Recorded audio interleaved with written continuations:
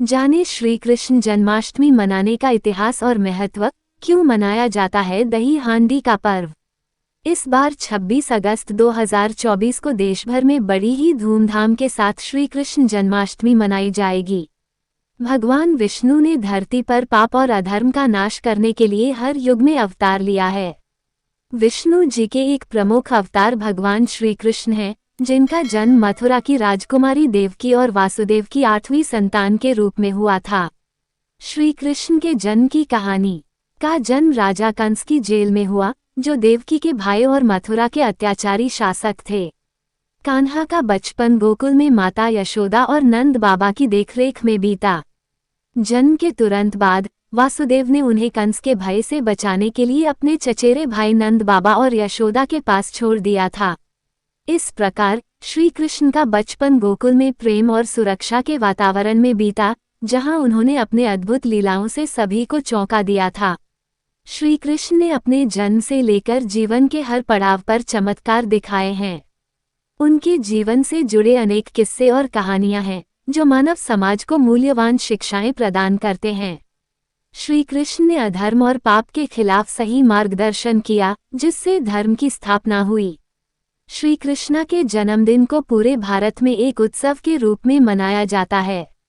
इस पावन अवसर पर आइए आपको बताते हैं कृष्ण जन्माष्टमी के इतिहास और इसका महत्व के बारे में।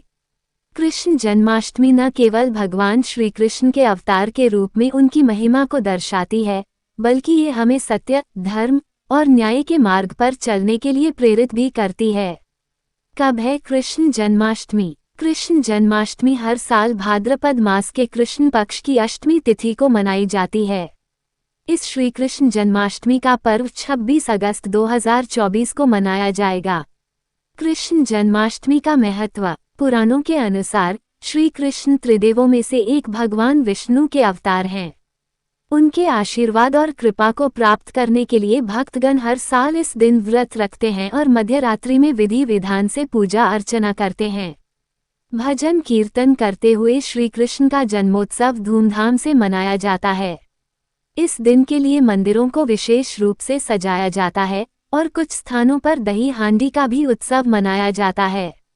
कृष्ण जन्माष्टमी का ये पर्व भक्तों के लिए अद्वितीय श्रद्धा और आनंद का अवसर होता है, जो श्री कृष्ण के जीवन और उनके द्वारा दिखाए गए मार्ग पर चलने की प्रेरणा देता है। कैसे मनाते हैं कृष्ण जन्माष्टमी? जन्माष्टमी के अवसर पर भक्तगण श्रद्धा और भक्ति के साथ उपवास रखते हैं और भगवान श्री कृष्ण की विशेष पूजा अर्चना करते हैं। श्री कृष्ण का जन्म मध्य रात्रि में हुआ था, इसलिए जन्माष्टमी की तिथि की मध्यरात्रि को लड्डू गोपाल की प्रतिमा का जन्मोत्सव मनाया जाता है।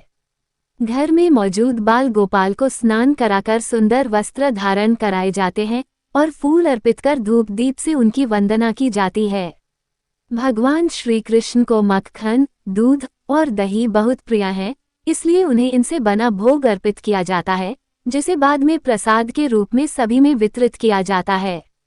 क्यों और कैसे मनाते हैं दही हांडी?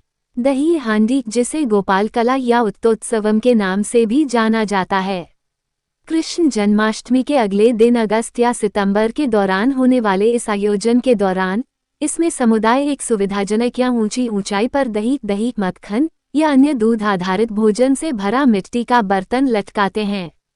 युवक और लड़के टोली बनाते हैं, मानव पिरामिड बनाते हैं और बर्तन तक पहुंचने या उसे तोड़ने का प्रयास करते हैं।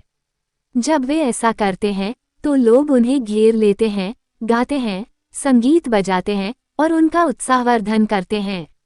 यह एक सार्वजनिक तमाशा है और एक पुरानी परंपरा है। हाल ही में दही हांडी को मीडिया कवरेज, पुरस्कार राशि और वाणिज्यिक प्रायोजनों से भर दिया गया था।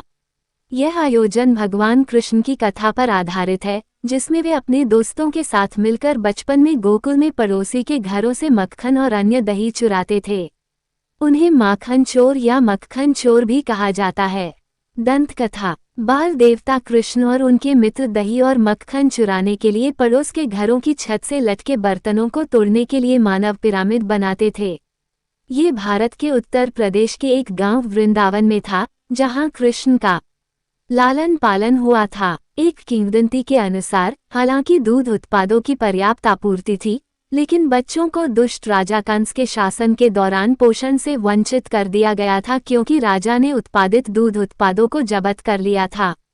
कृष्ण अपने दोस्तों के साथ दूध के उत्पादों को चुराते और साझा करते थे। उद्धरण वांछित हिंदू परंपरा में कृष्ण को मक्खन चोर भी कहा जाता है।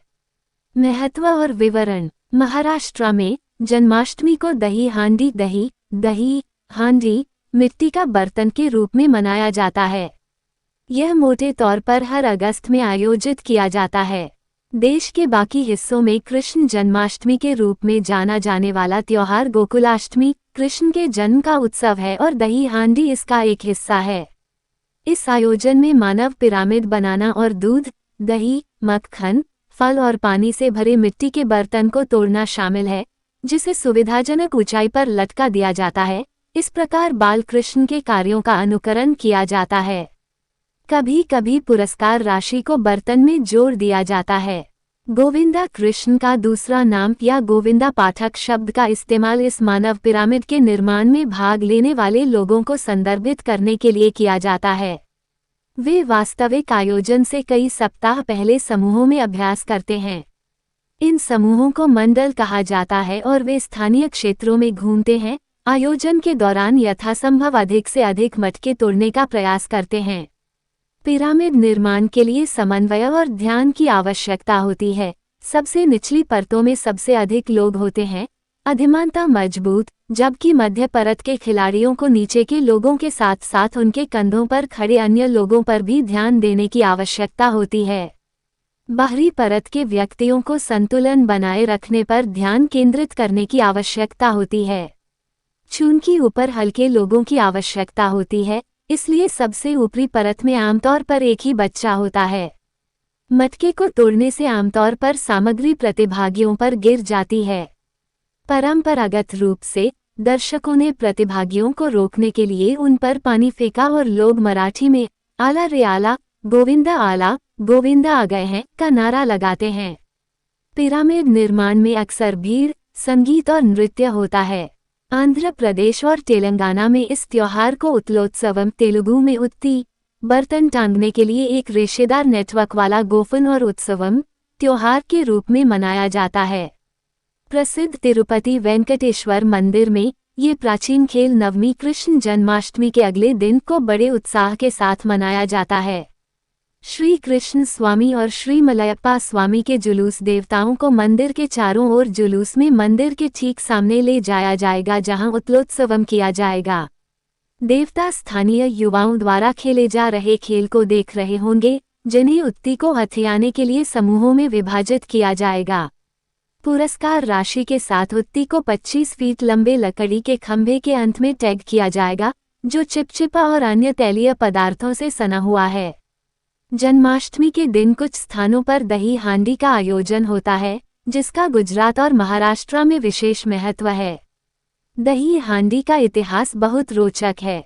बालपन में कान्हा बहुत नटखट थे और उन्हें माखन, दही और दूध अत्यंत प्रिय थे। वो अपने सखाओं के साथ गांव के घरों से माखन चोरी करने के लिए प्रसिद्ध थे। गांव की महिलाएं माखन की मटकी को ऊंचाई पर लटका देती थीं, ताकि कान्हा उसे चुरा न सकें। लेकिन बाल गोपाल और उनके मित्र एक पिरामिड बनाकर मटकी से माखन चुरा ही लेते थे। कृष्ण की इन्हीं शरारतों को स्मरण करते हुए जन्माष्टमी पर माखन की मटकी को ऊंचाई पर टांग दिया जाता है। लड़के नाचते गाते पिरामिड बनाते हैं और मटकी तक पहुंचकर उसे फोड़ देते हैं। इस परंपरा को दही हांडी कहा जाता है और जो लड़का सबसे ऊपर जाकर मटकी फोड़ता है, उसे गोविंदा कहा जाता है। ये उत्सव श्री कृष्ण के बाल्यकाल की शरारतों और उनकी मस्ती भरी लीला का प्रतीक है।